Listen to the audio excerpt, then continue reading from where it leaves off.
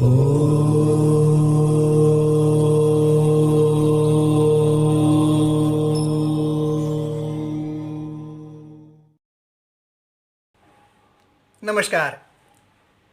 आज मैं आपको सिद्धियों के बारे में बताता हूँ।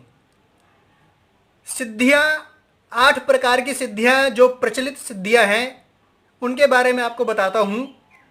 योग मार्ग पर बहुत से लोग उन सिद्धियों के प्रति आकर्षित होकर भी आते हैं। तो वे क्या हैं? चरणदास जी ने बड़े सरल शब्दों में उनके बारे में बताया कि प्रथमय अड़िमा सिद्धि कहावे, चाहे तो छोटा है जावे, अड़ु समान छिप जावे सोई, ऐसी कला जो पावे कोई। दूजी महिमा लक्षण एता, चाहे बड़ा होए वह जेता, तीजी लघिमा वह कहलावे, पुष्प तुल्य हल्का है जावे। चौथी गरिमा कहूँ विचारी, चाहे जितना होवे भारी। पांचवी प्राप्ति सिद्धि कहावे, जित चाहे तित ही है आवे। छठवीं पराक्रम्य गुण धरे, शक्ति पाए चाहे सो करे। सातवीं सिद्धि इशिता रानी, सबको आज्ञा मही चलानी। और वशीकरण सिद्धि आठवीं, यो कहें सो सुखदेव, जिसको चाहे वश करे अपना ही कर लेव। तो चरणदास जी ने ऐसे सरल शब्दों में वर्णन किया सिद्धियों का। तो हनुमान जी के बारे में सिद्धियों का वर्णन रामायण में सुंदरकांड में मिलता है। तो कुछ कुछ सिद्धियों का जैसे जैसे वर्णन मिलता है मैं आपको बताता जाता हूँ। जस जस सुरसा बदन बढ़ावा, तासु दून कपि रूप दिखावा। जब हनुमान जी लंका को जा रहे थे सीता माता की सुधि लेने के लिए, तो सुरसा नाम की राक्षसी मिली और हनुमान जी को खाने के लिए जैसे वो अपना मुंह बढ़ाती है, मुंह खोलती जाती है, ऐसे ऐसे हनुमान जी अपने शरीर को बढ़ाते जाते हैं। तो जस जस सुरसा बदन बढ़ावा, तासु दून कपि रूप दिखावा। और 16 योजन मुकुत ही ठयहु, तुरंत पवन सुत 32 भयहु। तो जैसे जैसे जो है वो मुंह बढ़ा रही है, हनुमान जी उसे दुगने होते जा रहे हैं महिमा। और फिर वो क्या कहते हैं कि सत जो जन जे आनन कीन्हा, अति लघु रूप पवन सुत लीन्हा।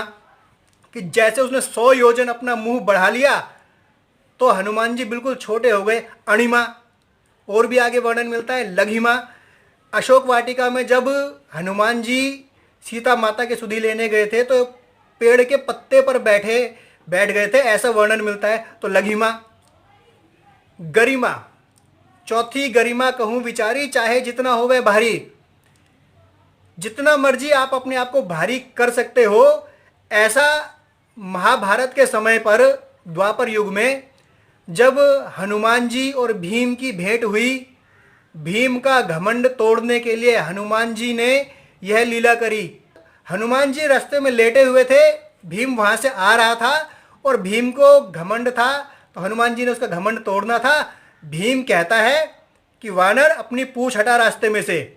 हनुमान जी कहते मैं तो बहुत वृद्ध हो गया हूँ, तुम ही मेरी पूंछ हटा दो। भीम ने पूरा जोर लगा लिया लेकिन वो हनुमान जी की पूंछ हटा नहीं पाया।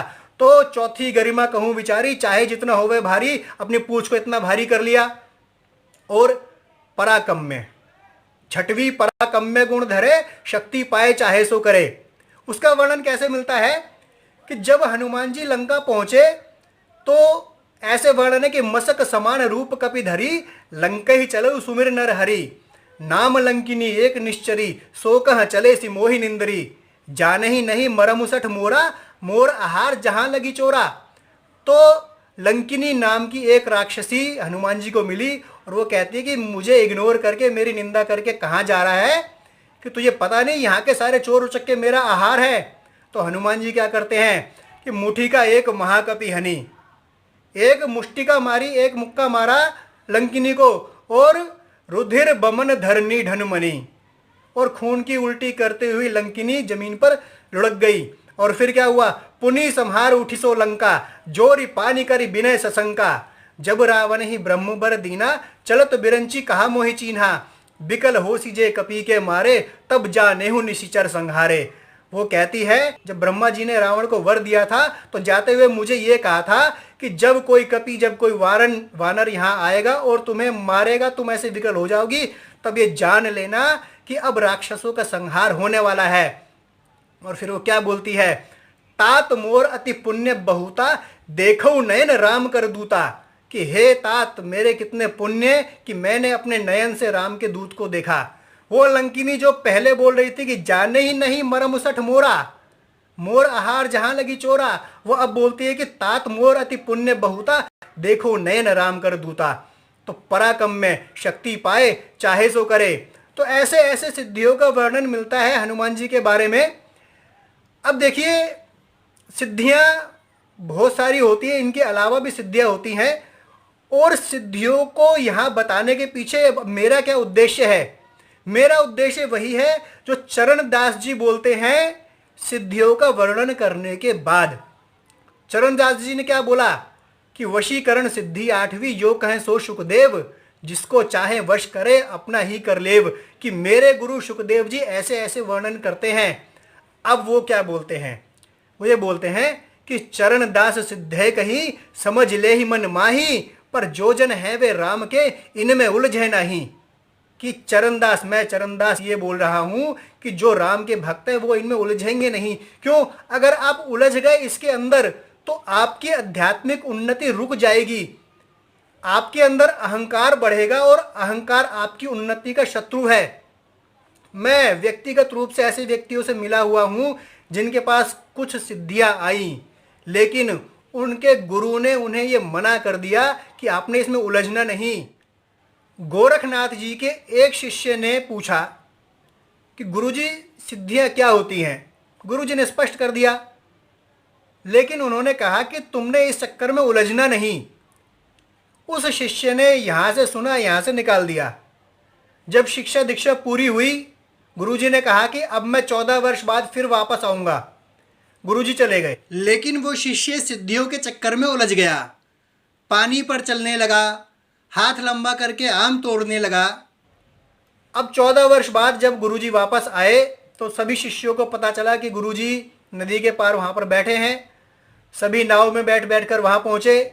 तो ये शिष्य पानी पर चलता हुआ वहाँ पहुँच गए गुरुजी के पास। प्रणाम किया उसने गुरुजी को, तो गुरुजी ने कोई जवाब नहीं दिया। उसके बाद जब सब शिष्य चले गए तो उसने पूछा, गुरुजी आपने मेरे प्रणाम का जवाब नहीं दिया, आप मुझसे नाराज हो क्या? तो गोरखनाथ जी कहते हैं, यदि तूने पानी पर चलना था तो नाव में बैठ जाता, तो 2 पैसे देता, तू नदी पार कर लेता। यदि तूने आम तोड़ने थे तो एक बांस ले आता तो आम तोड़ लेता। तो ये बता तूने 14 वर्ष में क्या कमाया?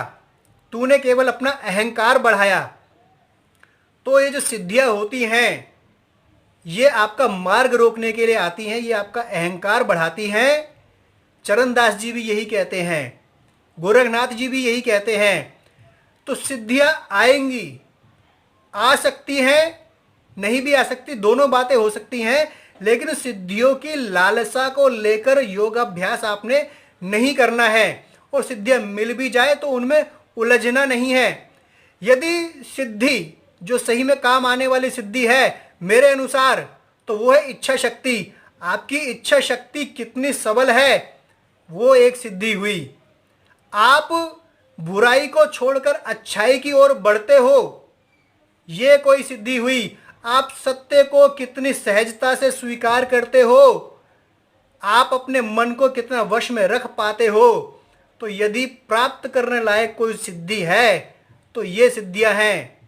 तो इसलिए अपने कल्याण के हेतु सिद्धियों के चक्कर में ना उलझें। चरणदास जी की वही बात याद रखें कि जो जन हैं वे राम के, इनमें उलझे नहीं। धन्यवाद।